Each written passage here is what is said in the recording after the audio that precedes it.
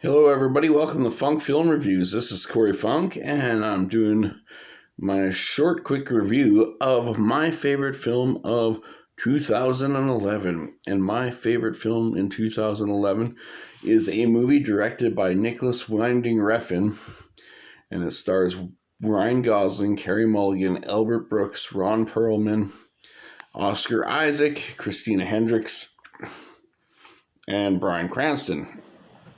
And this movie is about a getaway driver who also was working in a mechanic's shop and doing stunts for a Hollywood company and all that, but he was using that to make actual legit money, and he was a getaway driver, but then he basically meets his neighbor Irene and her son Benicio, and he ends up caring deeply for this woman and also caring deeply for this kid, and he wants to kind of get in a new life. He doesn't want to be the bad guy anymore, and her husband gets out of jail, which is portrayed by, his name is Standard, which is portrayed by Oscar Isaac, and you find out that he got in trouble with some people in prison, and he has to figure out a way to get out of that. So Ryan Gosling's character, who ends up caring deeply for Irene, decides to help Standard, so he does a heist, but he's the getaway driver. And then he ends up dead, not Ryan Gosling's character, Standard, and he goes after these thugs, one by the name of Bernie Rose, who is portrayed by Albert Brooks, and who was amazing performance by Albert Brooks playing the crime boss Bernie Rose. And there's also people that work for him too, like Ron Perlman's character is Nico, but Albert Brooks's character was my opinion, that was the best performance of the year was Albert Brooks, and he should have been nominated for an Academy Award. He got a Golden Globe nomination, but no Oscar nomination. And I think it was a shame. I think that year for the Oscars was one of the worst freaking years for the Oscars, because the only award that Drive got, the only nomination it got at the Oscars was sound editing. And I mean, the sound editing was good, but there's so much great about that movie. There's a cinematography, there's a score, there's everything about that movie. Like I said, Albert Brooks. How he got ignored for supporting actor, and then they put in a movie like Extremely Loud and Incredibly Close. The movie is fucking terrible. Extremely Loud and Incredibly Close. That's the movie you put in there instead of Drive. Are you freaking high? What the hell were you thinking, Oscars? Like, I'm not only saying like this here. I think Drive is not just... Like, I did, like, for instance, I mentioned Dark Knight's my second favorite film of all time. Pulp Fiction's my favorite. Drive is actually in my top 15 films of all time. It became that good.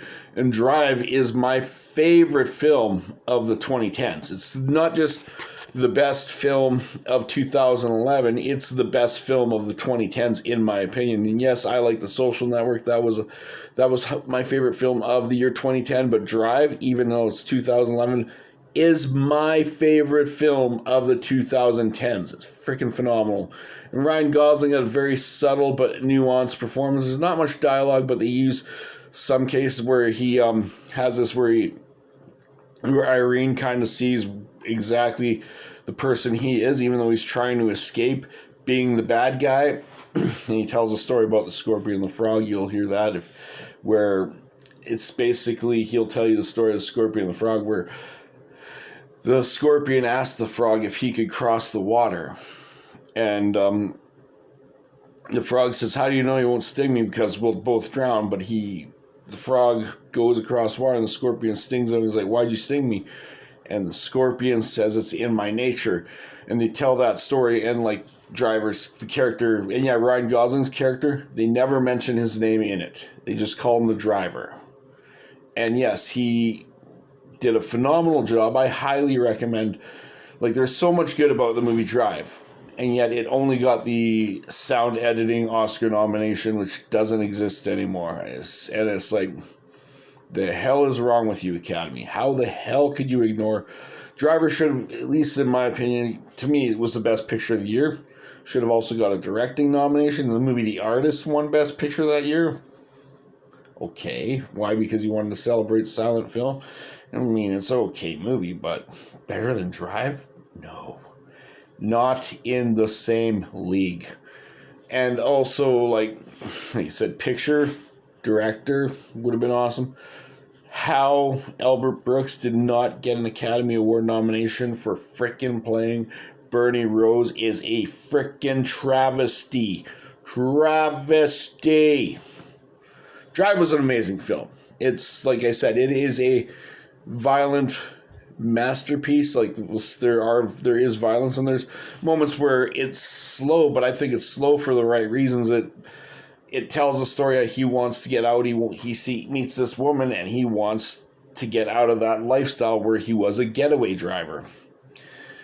And yeah, and then there's the guy like Bryan Cranston who plays Shannon, who ends up telling about Irene, and then yeah, Driver has to, after Oscar Isaac's character, Driver has to get rid of, he tries to return the money because he wants to, but they don't want him to, so he ends up hunting them down. He ends up hunting Albert Brooks and Ron Perlman's character down.